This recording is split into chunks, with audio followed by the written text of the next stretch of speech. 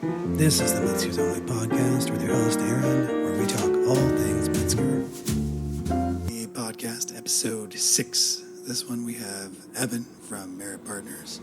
So we're going to talk about tons of things. We got how we met randomly, his story across country, kind of where the market's at for the Mezgers, what kind of stuff they do at Merit, which is pretty high-end stuff. I always enjoy seeing the things there.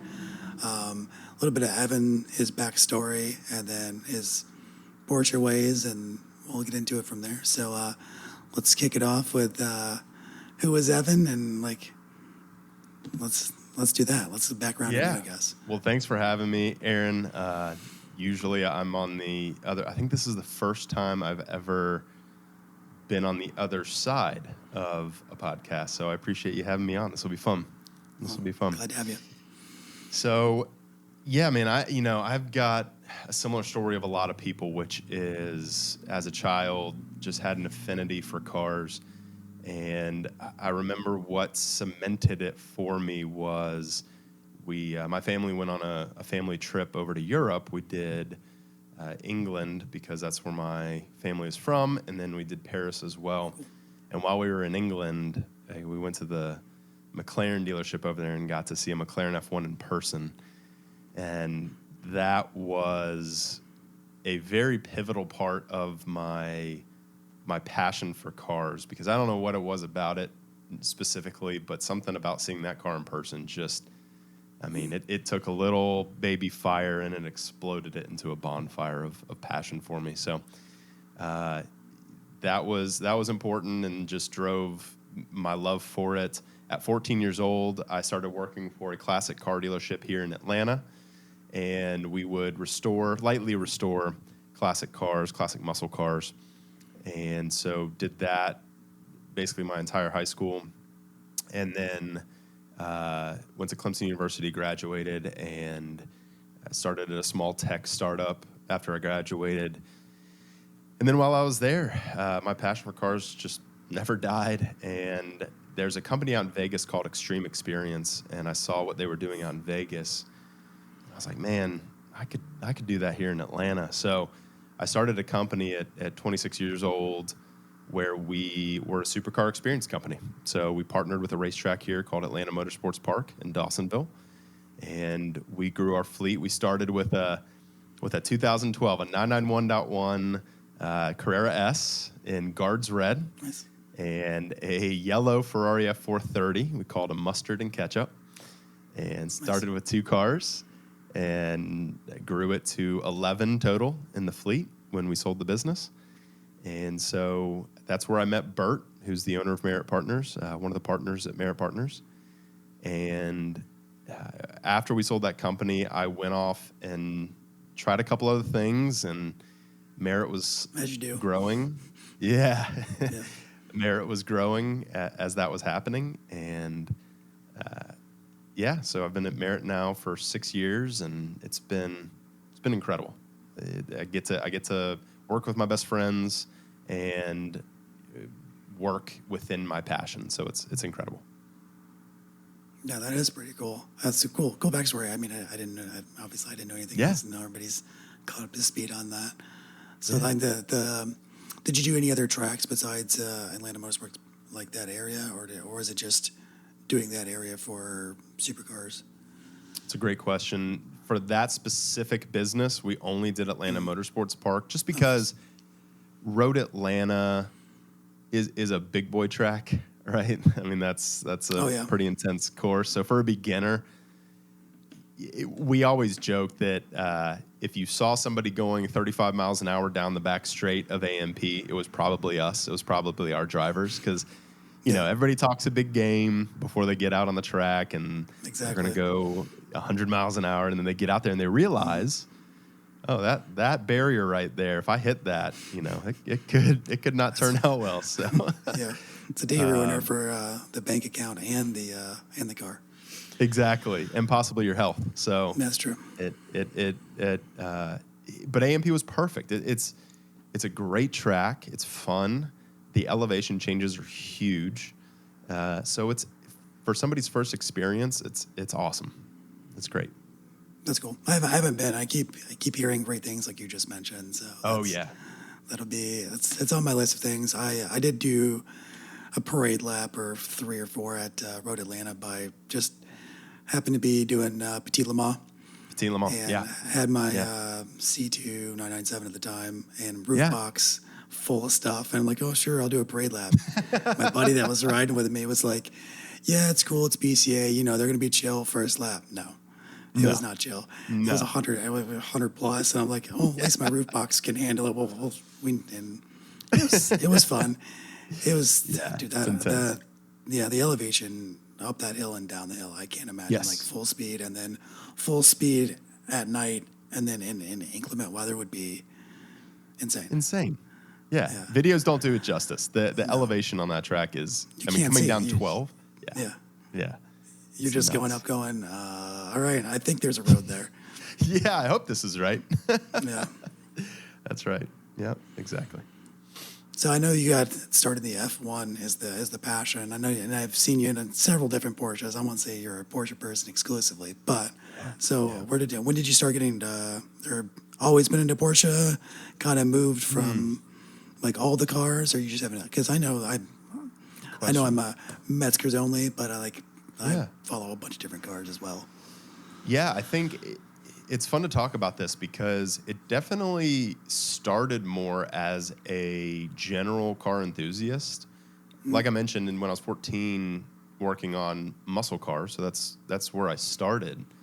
But as the passion has grown and certainly been able to drive more, Porsche is it for me now. Ferrari definitely has its place. But Porsche just it has carved a little hole in my heart, and it's just gonna always stay there. I think that happened truthfully when I started working at Merit. I always loved Porsche and understood the brand and what they do, but until I got behind the wheel and really started experiencing what these cars are capable of and do on a large scale, because you've got Turbo S's to GT3RS's in the breadth of what Porsche can do. The sexiness of Ferrari and Lamborghini was always attractive, but until I got behind the wheel of Porsche, that's when it clicked, and I was like, all right, this is it, man. I don't really need much else. So check. Yeah, I feel like which is the experience for a lot of people, I feel. For sure. Yeah. Yeah, very common thread for that. I think you just get in there and it's all of a sudden the seating position's nice. All right, this steering feels great. All right, this is kind of handling how I'd expected to handle it, and I didn't have to modify it yet. Yeah. But you can go down that path. What was the first Porsche you got? What's the first one you drove? Was a 997.2 Carrera S manual. That was interesting. Yeah, that was the first one that I really got to spend some time behind. It's, the first Porsche I personally purchased was a 997.2 Carrera S manual. It to me was, and we can get into this when we really start talking about Mezgers and 997s, but I had never experienced a car quite like that. We had... I take that back. We had the 991.1, like I mentioned, in the Velocity Motorsports, the track car experience company. But to me, that was never really, I don't know, it was PDK, it was a Carrera S. It's a good car, but it lacked that passion that the 997.2 had. So even though technically, that 991.1 was first, I think the 997.2 left a bigger impression and really was that first car that cemented, okay, this is who Porsche is right here. Nice, that's cool. It's good to hear it's a 997. There's a lot of things about that. My first Porsche, just wide open roads. I was in Europe. Was a 991.1 GT3, and so that was like, well, if I could ever get one of these, this would be great. This is like kind of just did a bucket list trip, and I do some of that stuff on the side now. But that was the epicenter of that. I was like, but if I enjoyed this much, somebody else would. And then that GT3 thing was once it gets in you, it's just something that keeps Oh, going. yeah. You're like, well, and this has to be something at some point. I have to get one. Exactly right. Did you rent it out there? What did you Yeah, do? yeah. I have a partner. I have partners out there. So similar to what you do, there's another company out there at the Nürburgring that I work with, and Okay. they do a road tour, and I have different pro drivers that'll lead, and so you just lead follow, and you go to different like Breitscheid or Brunchen or the different parts of the track, and they go, all right, this is this part of the track, this is low, this is high, and then you go to the Südschleife, which is the south side of the track they used to have, but they don't use it anymore. You go sit on the park on that, and you realize that you're banked in like this, and you're like, oh, this was like no guardrails, and this was really green forest, and this is bad news if there's an off, because you're not getting out of those trees. No. Different stuff like that for that track, and then you do the same thing for Spa, and you do it all in one day. Oh, wow. Because Spa is only an hour and a half, but you can. A lot of it's unlimited, so you can really get to Spa and do the same thing, and then come back. It's a full day. Like it's like a 10 Oh, I'm sure your day. brain was fried at the end. And it also rained a little bit and Cup 2 tires, and so that was interesting. Yeah. But that was my first like real like performance 911. Yeah. I had a 944 to start things out with, and that was okay, but it caught on fire. It kind of ruined my ruined my taste for that. So I was like, well, I don't know about this. That would do it. What did it catch on fire while you were driving it? So I was driving home, and I was in the military at the time. I was about to deploy, and so I'm driving home. I got stopped in my car, and I'm probably a quarter mile away. All of a sudden, the car just shut completely off. I'm like, I've never had a car like completely die. No lights on, no anything. Yeah. And then like it just died. And then so I was like, I'm hitting the brakes so I don't go into the woods that was next to me.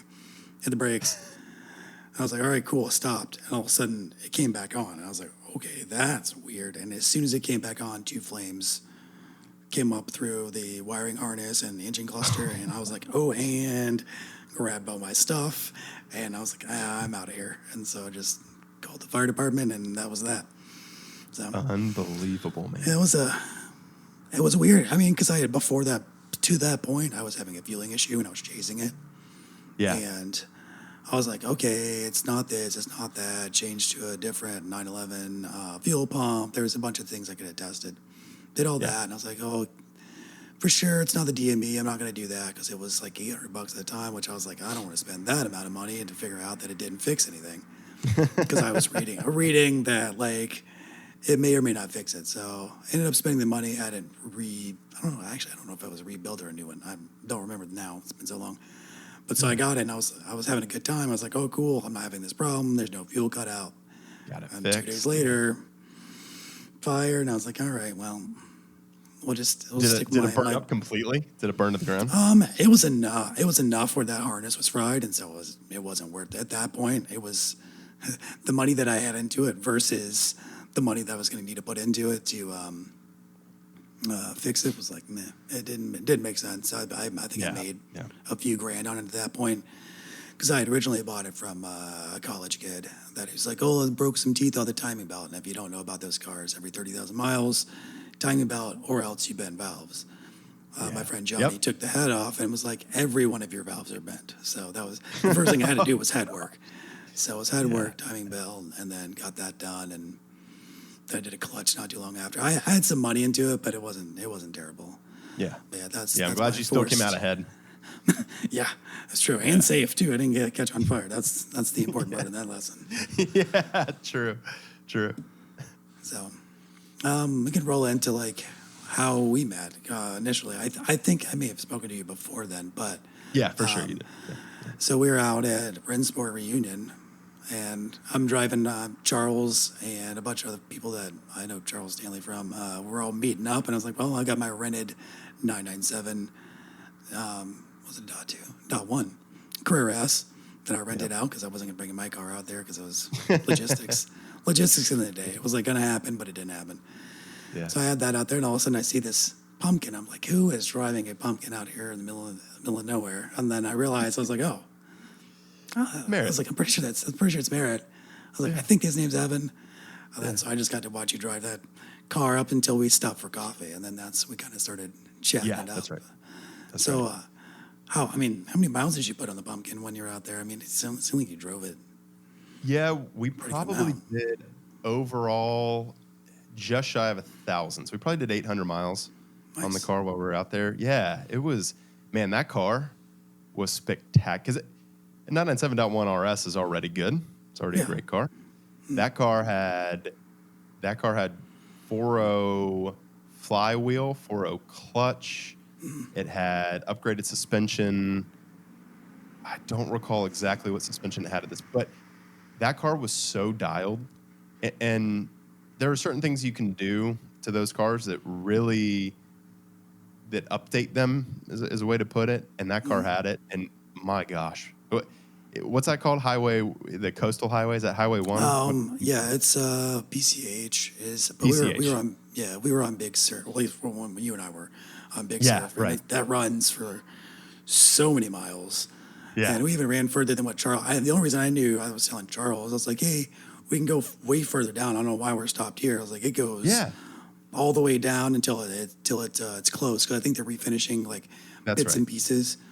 And I was like, there's a taco truck at the end. I was like, I know because I was here yesterday. So that's why. How were they, by the way? Were they good? Yeah.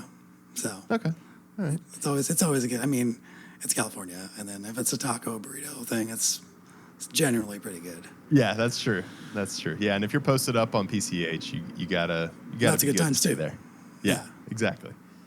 No, but that car was fantastic. Luckily, it went to a great client of mine in South Carolina, which isn't far from here. Oh, nice. So I've been able to see it again. I've been able to drive it again. They had this little Porsche get together in South Carolina. I got to drive it to that, which was awesome. Just a really, really special car. And again, I'm sure we'll talk about it soon, but just continues to be the reason I always go back to Mezger, the reason I go back to 997. It just, I can't name a better experience. So. I mean, that's probably true. Yeah. So did you pick the car up out in California, or did you bring it over, or what was the plan for, or how did you get the car? Yeah. And then it was that's how I was like, yeah. Perfect case scenario. So we knew we were going to bring a car to Rennsport Reunion. We need, whenever we go to Car Week, Rennsport, any of those main shows, we want to show up with a good car and a car that represents our brand. So it just happened to work out really, really nicely that we purchased that car. It was located in Arizona. We traded it in on, man, what did we trade that car in? I think a P1, crazy enough. So It's a move. Yeah. Small upgrade, small upgrade. So we traded that car in, and we were going to have to ship it to Georgia anyway, so why not ship it out to California for a quick little thing, and picked it up, shipped it out to California, met our shipper out there, grabbed the car, and enjoyed it for the weekend. Well, that's really cool. That's cool that lined up. Yeah, I was just wondering if you guys was like, well, we've got the pumpkin, let's all the way from Atlanta to California and back. I was like, but still worked out in your favor. For sure. And honestly, it was a great way to shake the car down. I mean, do you need 800 miles to shake a car down? No, probably not. But it was a great way to experience the car and then be able to tell my client, you need to buy this because it's a great example and it runs. And I knew what he was after. He was after not a collector example. He was after a driver example that he could have fun with. And after experiencing it, it was easy. It was just, you need to buy this thing. This is awesome. Yeah, I mean, you're not going to have anything but a glowing review, especially after driving. And I mean, that'd be an easy sale for you for sure. Yeah, exactly. I can attest to the lightweight flywheel and 4.0 clutch. That's what I have in my 997.2, and it makes a big difference. Because I had a friend of mine with a stock .2RS drive it, and he's like, your car feels really fast. I was like, wow. I was like, the difference is I have a different clutch and flywheel. I was like, that may make I was like, I'm used to it. So when I drove his, and I was like, weirdly, a stock RS to me, I was like, it's kind of like my car, but it's not as it's got the chattery stuff, but it's not it's refined. It's a refined race Yes. car at that point, Yes. and they really hit the mark there for what they were trying to make. Totally agree. A street, but still keep some of their cup essence in there. And yeah, after driving it, I totally get the whole ethos behind it. So Yes. Yeah, agreed. So How when did you did you rent your car through Turo out there? How did you? Yeah, so I actually ended up meeting the CEO of Turo, all by accident. What? Yeah, so he still rents out cars. Of course. So it is. so his name's Andre. So I'm driving. We get to San Francisco, and so I always fly in San Francisco and I drive down. That's my normal path. So I found this thing online. I rented it forever ago, and I was like, cool, manual car that'll be close. I mean, it's not gonna be the same thing as a G3, but it'll be something fun. Yeah. So take the Uber here, and I'm like, Uber here. I'm going through this neighborhood. I'm like, this looks like the Mission district. I was like, Kristen, this is CEO tech land. I was like, this house is here, here, and here. Like I was looking at houses, like these are pretty expensive. I was like, there has to be something, like this guy's got to do something crazy. And so get the car, and I noticed he had a couple charging stations at his house with another four or five other cars. I was like, oh, he just must do he must be really into Turo and renting out cars. So we just chit-chat. He handed me the cars. He's like, enjoy it, have a good time. He didn't really know what I was doing because I didn't tell him I was renting the car. Yeah. So we got back, and then he came to meet us and get the keys and stuff, and we just started talking, and I found out he's a car person. So I was like, I showed him a picture. I had a Fuji with some physical Polaroids. I was showing him here's one on PCH. He's like, oh, that's really cool. I mean, this car gets to enjoy so many things, and I don't. I'm working a lot. And he's like, you should see what's in my garage. I was like, all right. Well, I talk to enough people, and I'm a friendly face enough, or I'll get to know him quickly.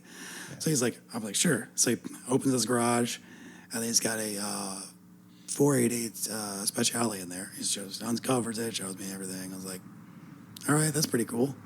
He's like, well, I got not bad. And then he has a GT3 Touring on order. So he was telling me about that. He was super excited. It was silver or something like that. And finished out that conversation, took my Uber back, and then my wife, Kristen, was on her phone. She's looking. She's like, for some reason, she was on LinkedIn, and she's like, hey, do you know who Andre was? I was like, I don't have a clue. She's like, oh, he owns Turo. I was like, oh, he runs. I was like, oh, okay. So he didn't tell you that? No. He didn't say anything about that? No. I have no idea. I didn't know who he was. He was just a chill bro. Just nicest person you could be. There was a kids pool party happening when I pulled up. So it's just a normal it was cool because he had a part where his house was. It was kind of set back from the street because if you've been to San Francisco, there are tons of hills everywhere.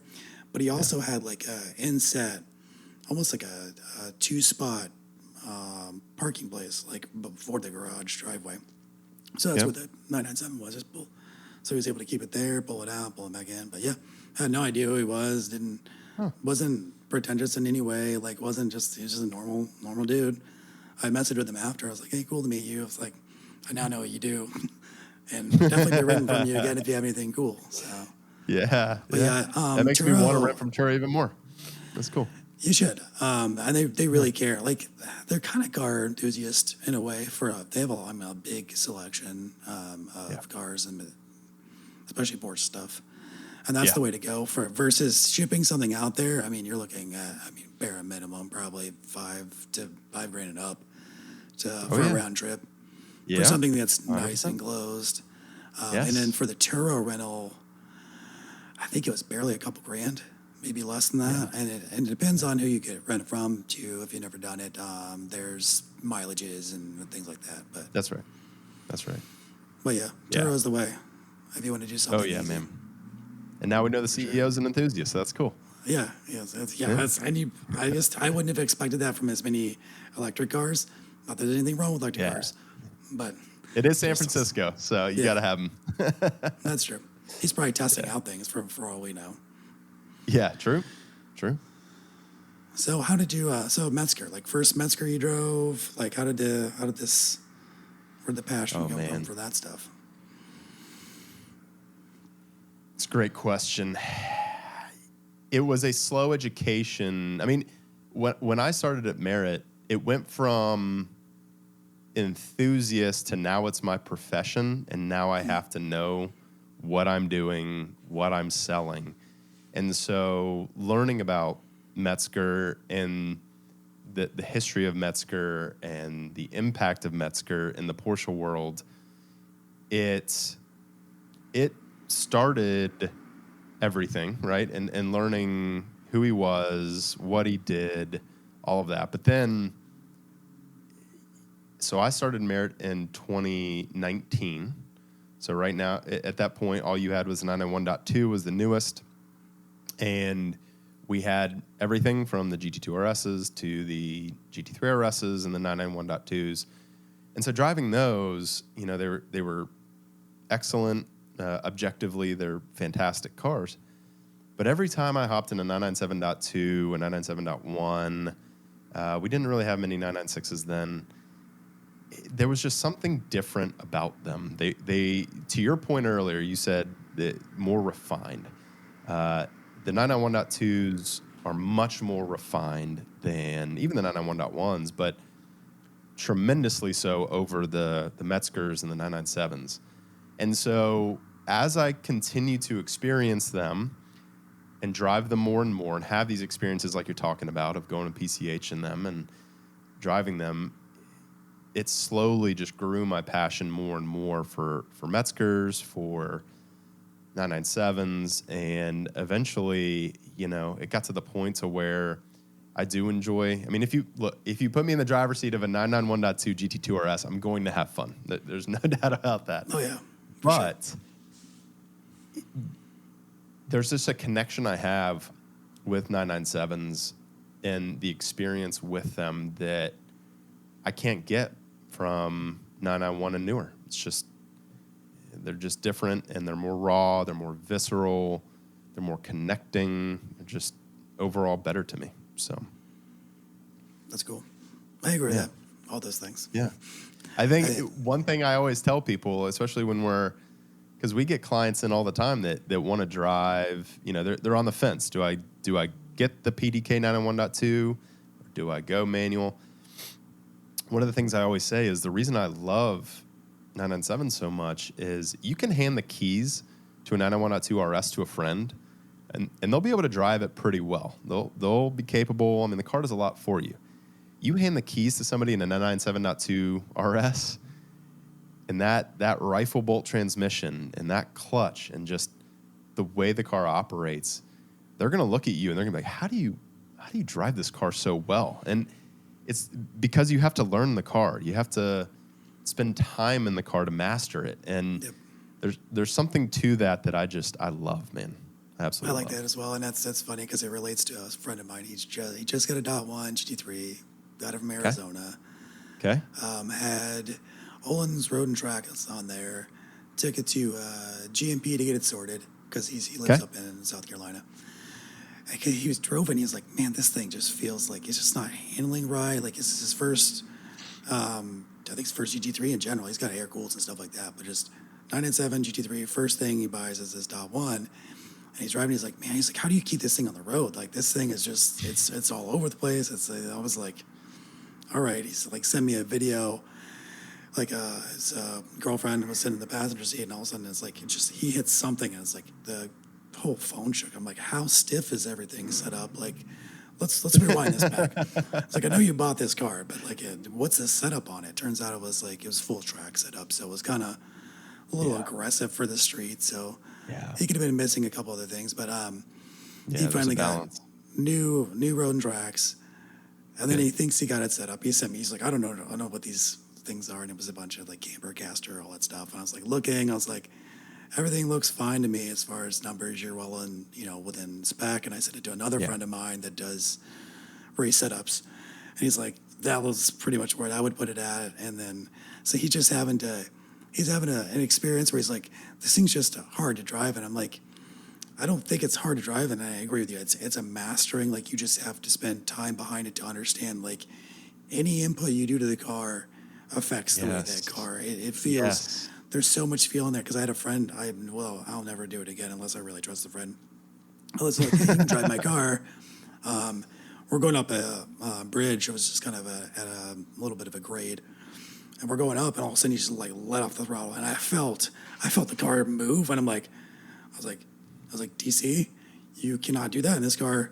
This car will, because he's got a 997.2 Carrera S, which is a totally different feel. Oh yeah, entirely. Yeah.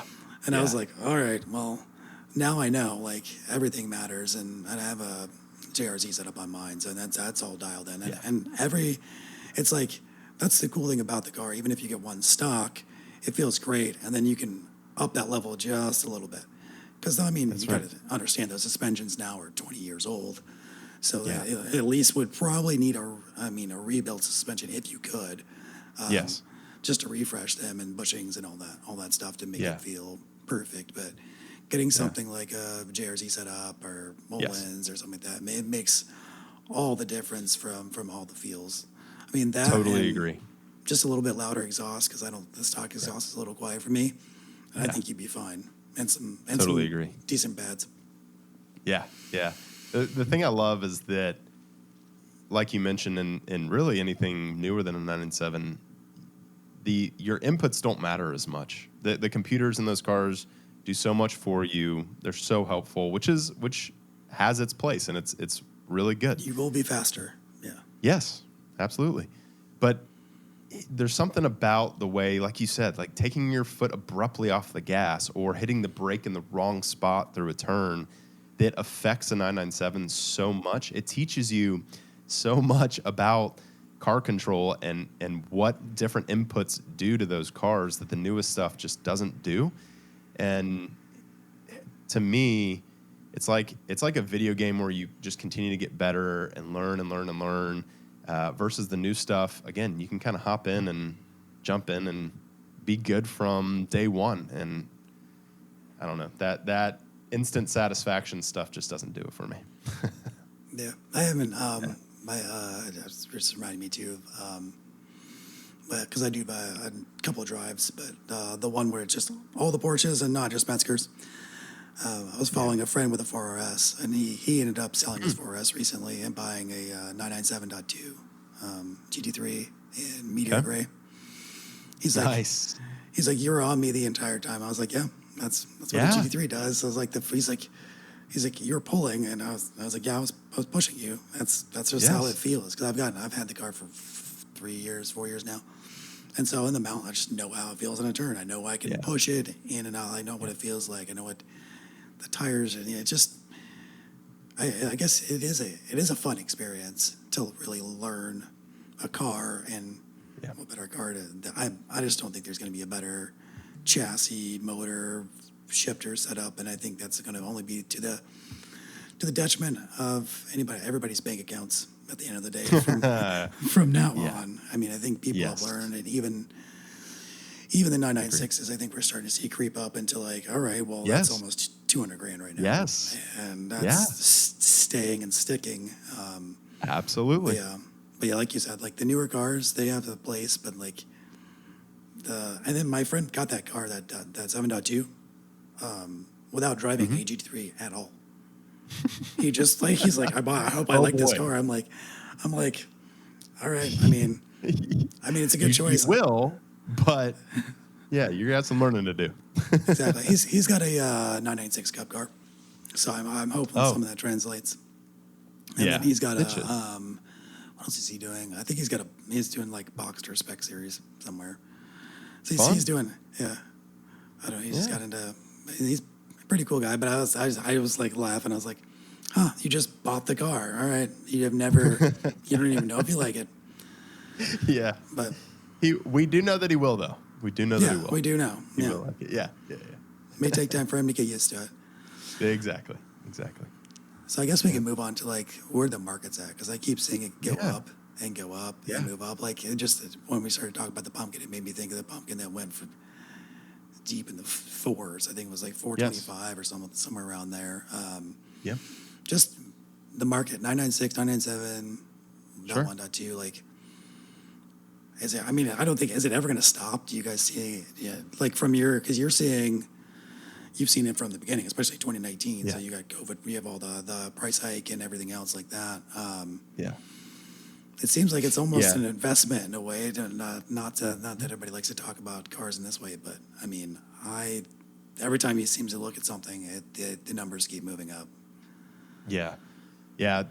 The one thing about the 997, even 996 market, like you're talking about, you definitely, I mean, all cars had a spike right around COVID, that 2021 era of cars. And there was a slight reset in all of that. You had to go through that when there was a spike like that. But looking back at 2019 to now, what's good is that there's been a slow increase in value. So Classic.com does a great job of this. They aggregate some really, really good data. It's not perfect, but they do a really good job. And if you go on their website, you can see that both 996s and 997s, .1s, .2s, have had just this slow, steady increase in values, which is what we like to see.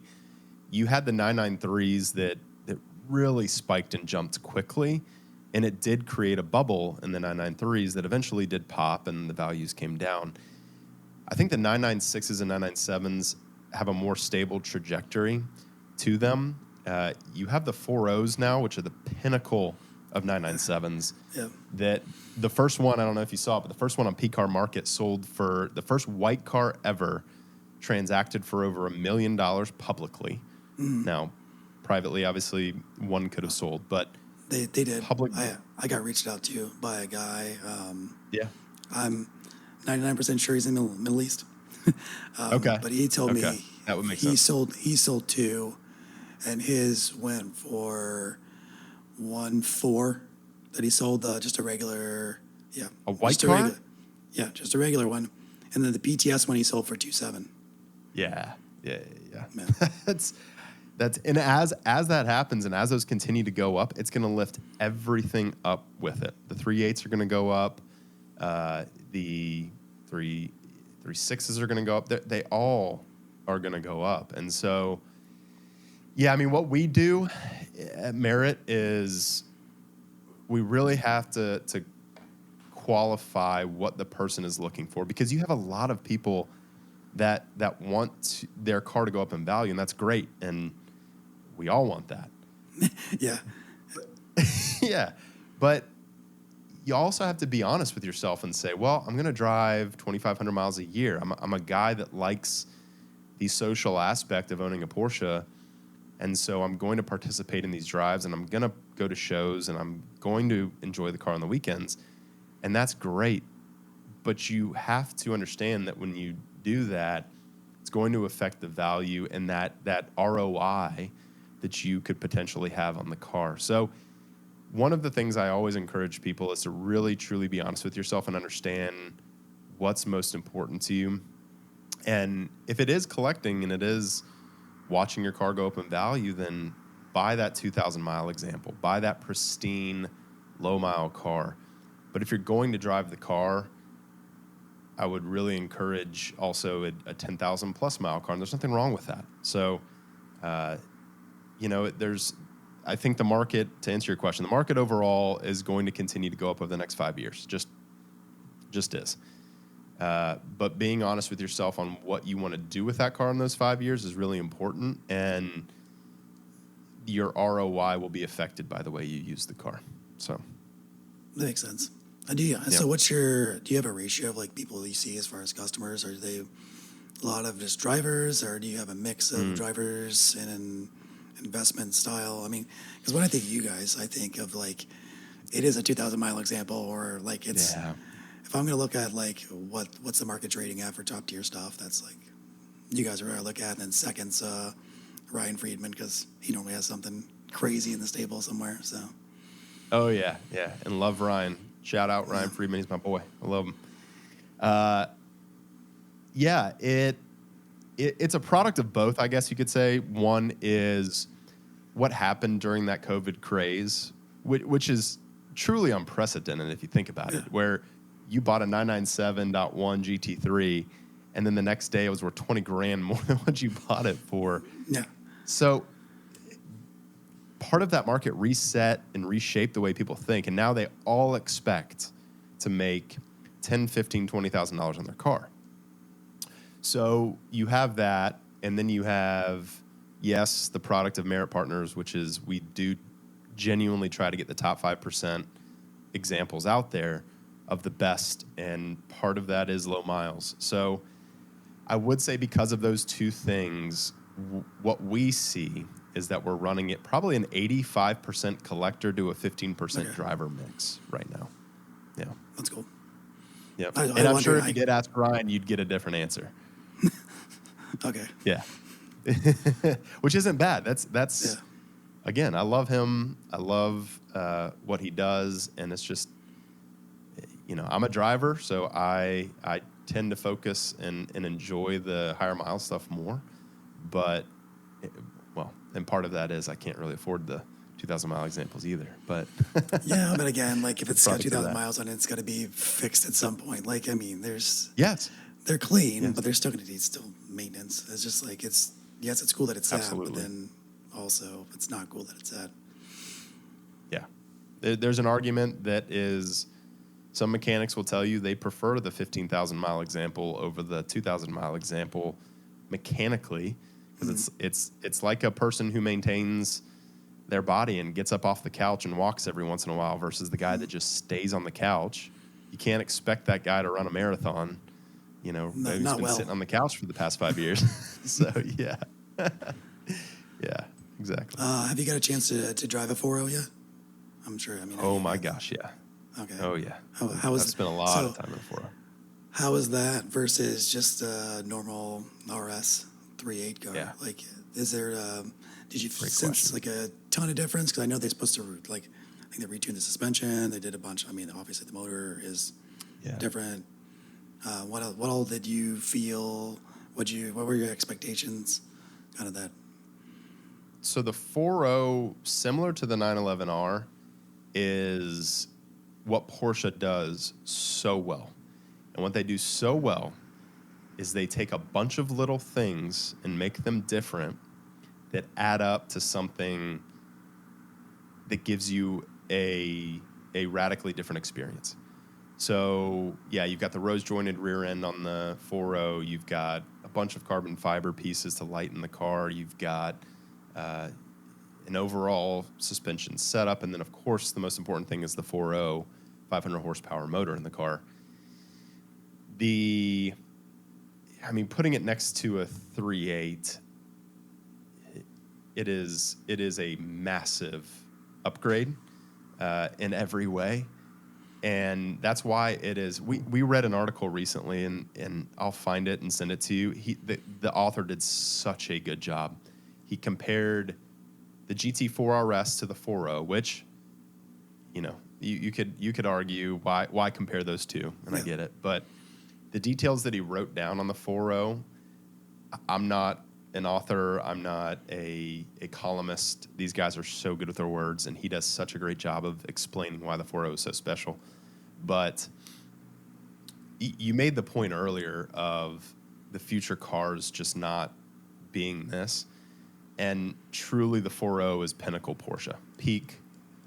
It's like the enthusiasts within the organization put all of their heart and soul, blood, sweat, and tears into the 4.0, made it, and the 2RS. I don't want to, discredit the 2011 2RS either. And came out with this car, and it is Porsche Motorsports blended with GT that just make this epic car. That's cool. I mean, I figured it's just that car that they didn't have to worry about expenses. It's like, we're just going to build this, and then whatever it happens to come out to be, it's going to be awesome. It's going to cost a bunch of money. We don't need to make many of them. And I mean, that price delta between an RS and a 4.0 is just crazy. Do you think they're ever going to be? Do you think the RS is going to get closer and close the gap on the 4.0, or do you think it's just because of limited numbers that is always going to be several $100,000 difference, if not $1 million difference. Yeah, it's all those things I just mentioned. It is one of 600 on the 4.0 versus thousands of the 3.8, but it's everything the 4.0 represents. It's generally known as the best 911 ever made in the industry. It has an ethos to it that the 3.8 just doesn't. Even though the 3.8 is an incredible car, and truthfully, the 3.8 is probably, it gets you 90% of what the 4.0 is. So it's not like this. It's like the 3.8 is a radically different car than the 4.0. At the end of the day, they're both RSs, and the 3.8 is close, but the 4.0, man, just it does enough to differentiate itself. And now it's becoming that collector Porsche. That everybody knows about, that everybody, exactly. Yeah. That's like, gotta have one, gotta put it in there.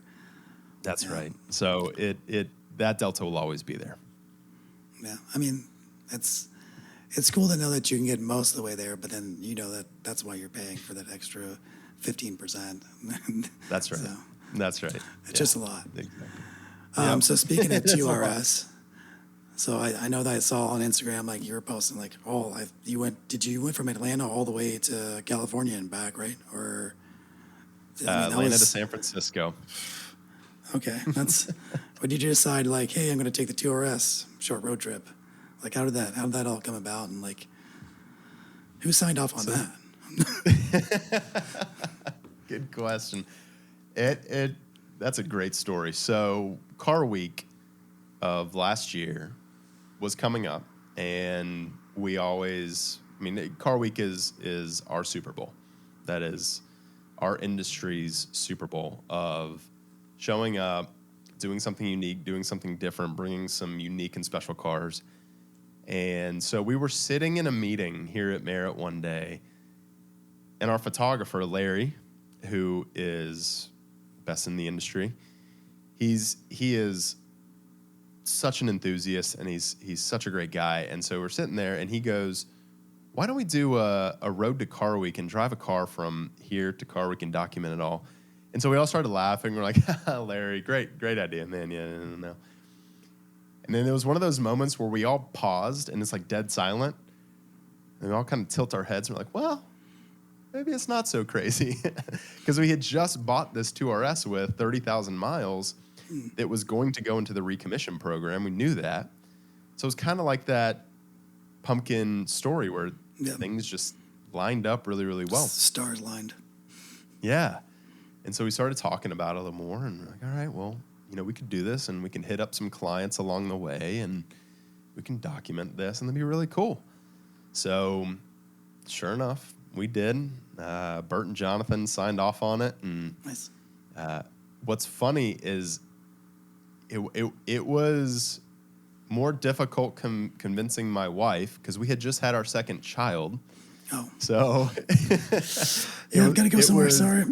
It's tough. Yeah, I got to take a 6-day road trip before spending the week at Car Week. So keep that in mind. It's Car Week is already Car Week is already 5 days. Yeah. So now I got to take an additional 5 days to drive out there.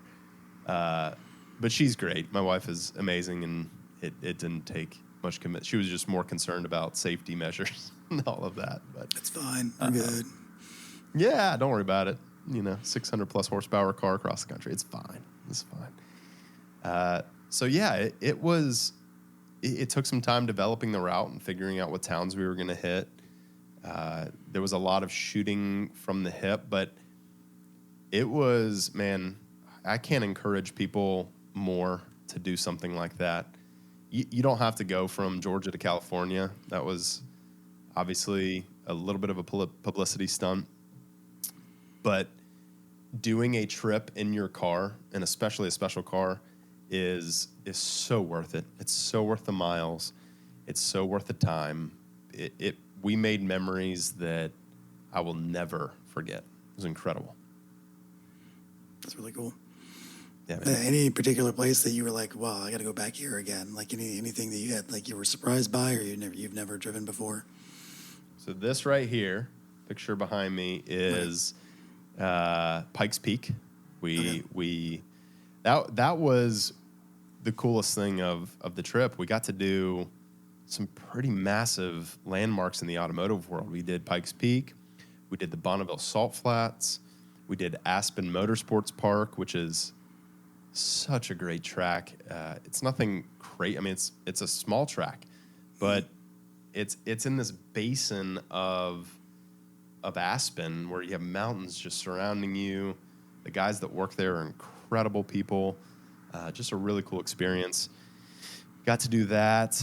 Got to drive on some amazing roads leading into Car Week into San Francisco. So, yeah, I mean, I would go back to Pikes Peak for sure and experience that. But it was the overall picture of the trip and all the experiences added together. Because there'll be Cody, who went with me, who's our social media manager. We'll just be randomly sitting at lunch one day, and a memory will hit us because, I mean, it's 5 days of drinking from a fire hose of experiences, and yeah, and remember that person we met here? Remember that day we had there? And it's just, I would do it all over again. And as a matter of fact, we're talking now about Road Trip 2.0 because. Yeah. What is it? It's June now, almost July, and Car Week is in August. Yep. Yeah, so it's in talks right now. We'll see if we don't. That's cool. We don't have the stars aren't as aligned this year as they were last year with a car that we could do it, but we're talking about it. So that'd be cool. Anything you would do different than you did? Like, I mean, I know you said it was a lot of shooting from the hip. Like, was it be more planning? Would there be like talk to more people? Like, what would you do differently from 2.0? Yes, I would take the time to plan with clients and with friends more. We got to meet a great friend and client of mine, Mark, out in Dallas, and spend some time with him, went to dinner with him, got to see his house, got to see his collection. And that was, I mean, to be honest, that was one of the top highlights of the trip. Because we were racing around so much and going from town to town and making timelines to get out to San Francisco, I would have probably made the trip 7 days instead of 5. And then I would have stopped in more towns leading to San Francisco to spend time with people, view their collections, go to dinner with them.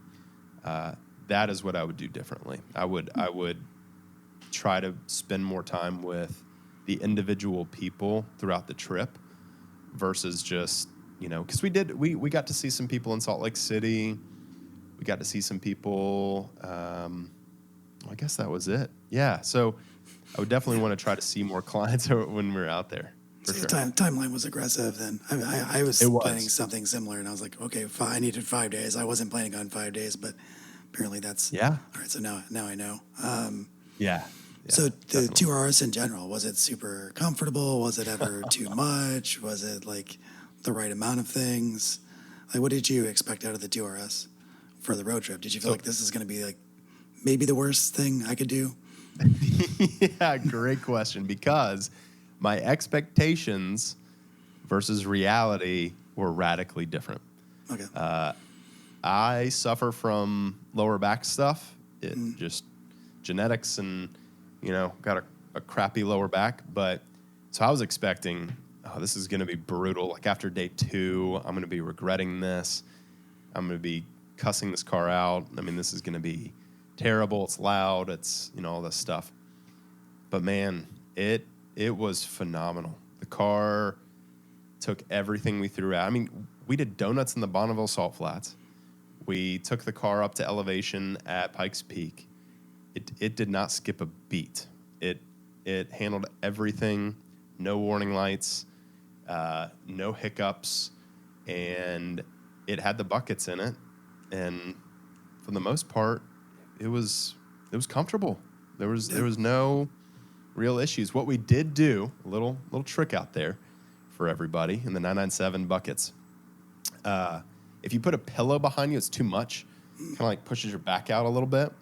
So we took a towel and we folded the towel up and put the towel behind us, and it gives you just that extra little, like, that much.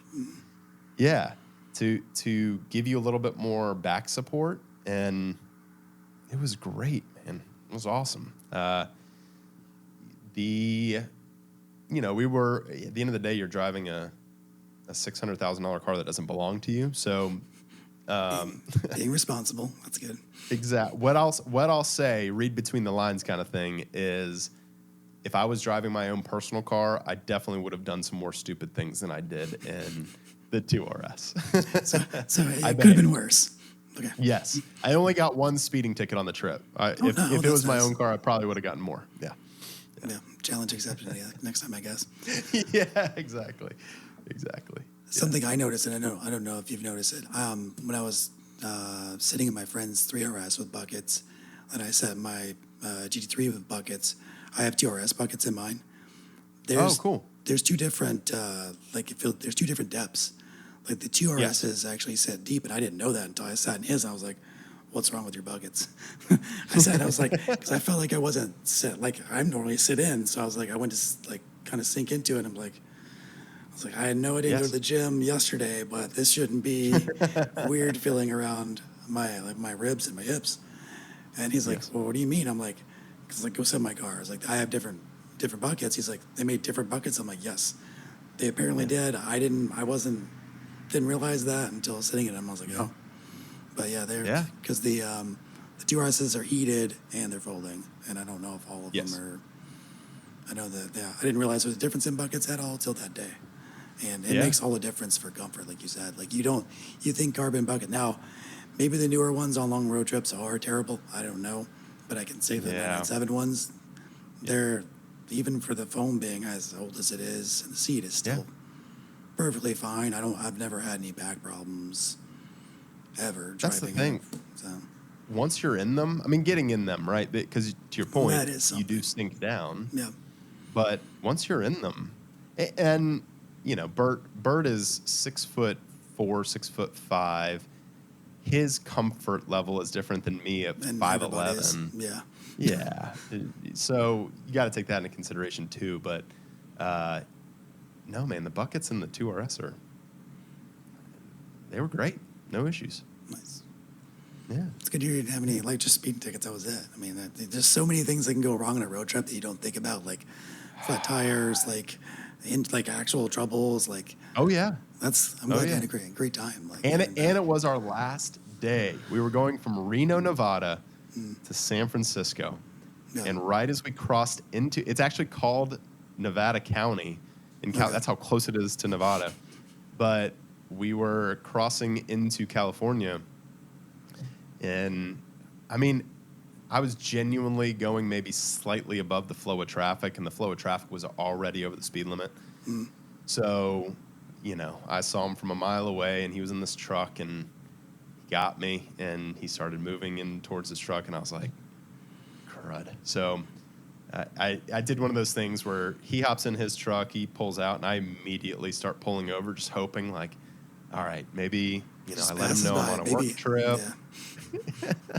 And no, he was one of those guys. He's like, he decided before he was pulling me over, he was giving me a ticket. So it is what it is. I had a strange experience. Like a couple weeks ago, I was meeting a friend of mine, and I had missed my turn, and because I'm not in an unfamiliar place, but I'd only been here a couple times. Missed my turn, turned left on this one road. I was like, oh, this is kind of a sketchy neighborhood. I don't think I would drive through here. So I drove through there, and I'm not speeding. And so I turn on the main road that I needed to be on, and all of a sudden I see blue lights. I'm like, all right, pulled over. Not for me. I was like, exactly. I was like, I saw blue lights, and he pulled me over. I'm like, Kristen was with me. I was like, yeah, I'm getting pulled over. She's like, why? I was like, I don't know. I was like, I wasn't speeding. Like, what? Let's see where this goes. So I reached my glove box, grabbed my registration, grabbed my license, and he comes up to the car, looks at me. He's like, I'm going to give you a warning. Just you were cruising coming through Centerville, which I assume I had seen a cop pull somebody over miles back. He's already pulled over. I have a radar detector. it didn't go off at all. So no one had done any radar stuff. And now my dad was a cop, so I know they can do it based on pacing. So if they can, I guess there's some type of law there. If there's so many paces, they can kind of say, okay, you were speeding, but who knows how that actually works in law. Yeah. But anyways, yeah, he just walked up to me, didn't take my license, didn't take anything. He was like, hey, you were cruising there. This is a warning. And just walked, like, then left. I was like, you didn't run my plate. You didn't do anything. Like, it's an odd cop experience. Like, you just want to see who I was. Now, the car is loud, but I didn't even have my valves open, so it wasn't even crazy. Yeah. And it sounds like he didn't say anything he was about I got profiled is what happened. That's exactly. Yeah. Exactly. Like, exactly. When's this car coming through I'm sure I was like, well, this neighborhood's probably known for some sketchy things, and I'm going through it, and then he was just like, all right. So the question is, how many speeding tickets have you received? None in that car. I've been pulled over. Well done, Aaron. I've been pulled over, and done. have I been? No, I haven't. That's amazing. I've hit a deer in that car. Not. Jeez. That was after we did our drive called Varn. We were going to BC, Atlanta. Just 2-lane road, 2 in the afternoon, 60, 70 degrees out. It wasn't even cold outside. Yeah. I'm leading, which I don't normally lead. This group of 4 friends, that we were all from the Florida region, so we're going to BC and go back down after the event. Yep. Driving, and I don't see the deer but the deer apparently it was running parallel with us, like it was racing us. And we're doing 55. Awesome. I'm like, all right, I didn't see it at all, and I guess the cars behind me had seen the deer. All of a sudden, all I see is belly of the deer, legs of deer, and then I hit it. And I already hit it, and it flung up. It went 15 to 20 feet in the air. Somebody thought I hit like cardboard, that I hit it and like bounced off the car. As soon as I had hit it, the radio, of course, deer, deer, deer. I'm like, thanks. It's too late now. I got it. But thanks for the reaction. Yeah. So I did that. I mean, it actually, luckily, the deer was all like, it broke neck, all that stuff. So it was good. I was misery by that time. But for strong, like the car barely like cracked the front bumper, and like a little, like one long crack, one short crack. Outside of that, and I think it was a little bit of a dent on the hood, but not bad. Drove it all the way to PC, drove it to Road Atlanta, go to the Petit Le Mans, drove it back home in St. Pete where I live. No radiator issues, no coolant, everything. They just ended up having to change the body panels. I bet it helped that the deer was running parallel instead of like a straight stop hit. Yeah. Yeah, I tried. I think I hit the brakes. I mean, it was somewhat slower, but it still was not as slow as I would like to be, like not hitting it at all. Yeah. But yeah, that was interesting. I had I don't know if you ever what you have for insurance, but I had Grundy, and I was like, oh great, I've never had Grundy before. Let's see how this works. And that was a flawless experience with those guys. Huh? Yeah, they worked well. I might have to look into them then. They're super cheap. They're way cheaper. Like for right now, I just got my renewal, so I'm probably under on that car right now. I probably need to up it. I'm at like 150 valued on the car. Okay. But I have higher miles. I got like 63,000 miles, so it's probably about right. Yeah. But for the whole year through Grundy, it's like $1,600. I think that's cheaper than my truck, man. And it's based on, I don't think there's a mileage limit. It's pretty insane. Now they do, so it's Grundy on the front, but then the Philadelphia Insurance is who the back end of it is. Yeah, I didn't know that until I contacted them, but made the claim. I made the claim. I mean, they just wrote checks. I said, hey, I'm getting it fixed here at this Porsche Collision Center, and it's all OEM Porsche stuff that's going on this car. They sent an adjuster out. They did the adjustment. It was way off. It was like base 911. I was like, no.